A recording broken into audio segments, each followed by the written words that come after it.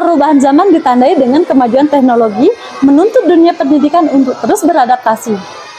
Pembelajaran tidak lagi cukup dilakukan di dalam ruang kelas dengan metode ceramah semata.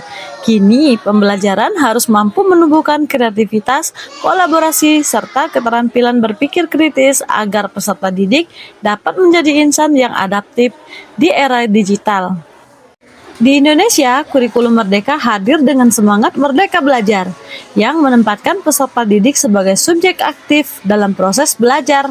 Salah satu wujud konkretnya adalah penerapan pembelajaran mendalam yang menekankan pada pemahaman bermakna, keterampilan berpikir tingkat tinggi, serta penguatan 8 dimensi profil lulusan.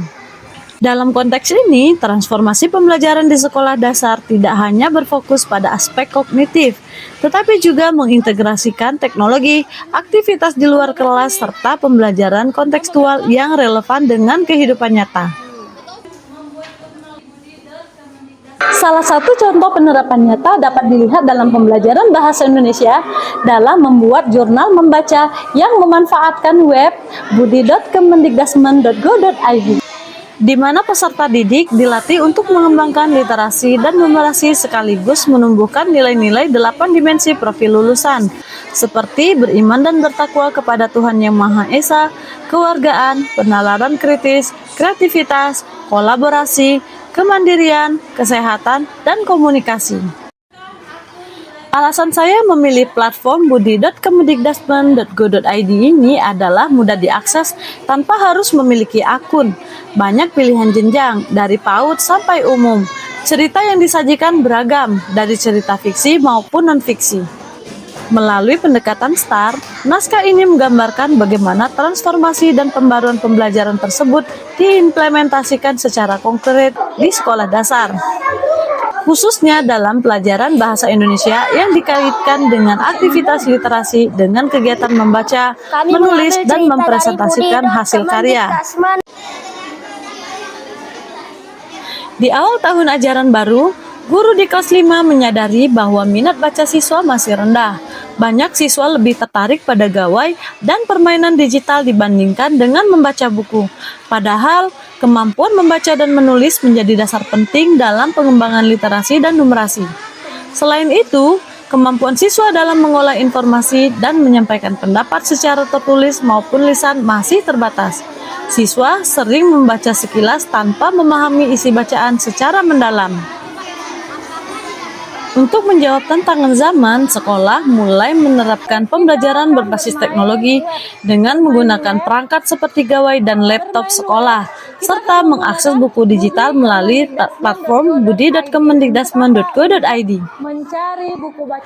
Kegiatan jurnal membaca digital pun dirancang untuk menumbuhkan minat baca dan menanamkan kebiasaan reflektif pada siswa.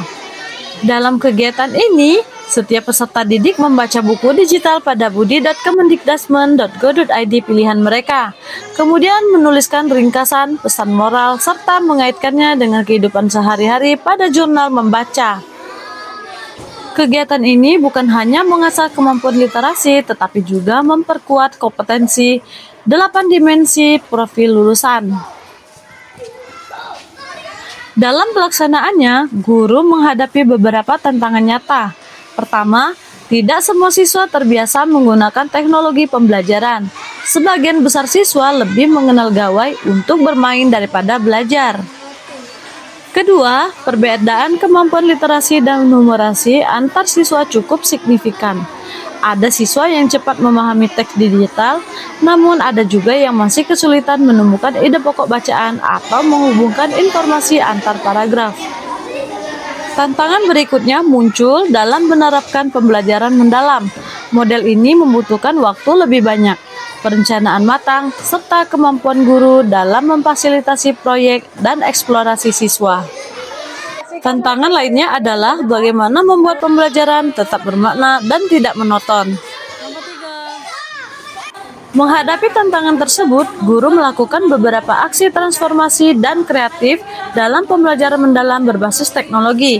Yang pertama, guru menyusun rencana pembelajaran dengan mengintegrasikan 8 dimensi profil lulusan. Diawali dengan kegiatan awal pembelajaran seperti berdoa, ice breaking, persepsi, dan menyampaikan tujuan pembelajaran.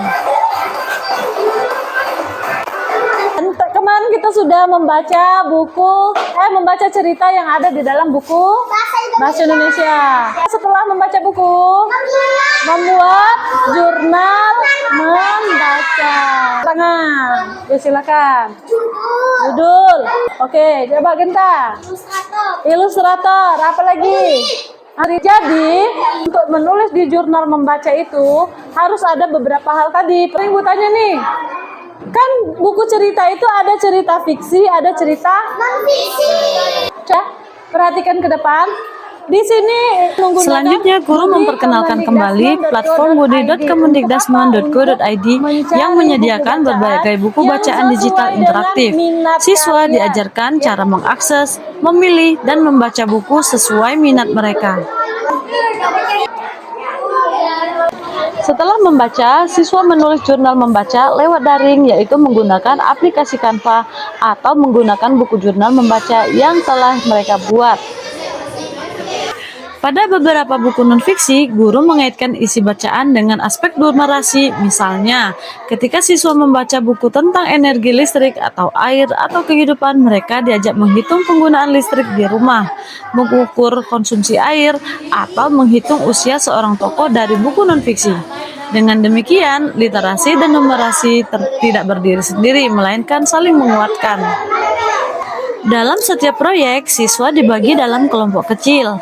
Mereka belajar bekerja sama, saling mendengar, dan berbagi ide.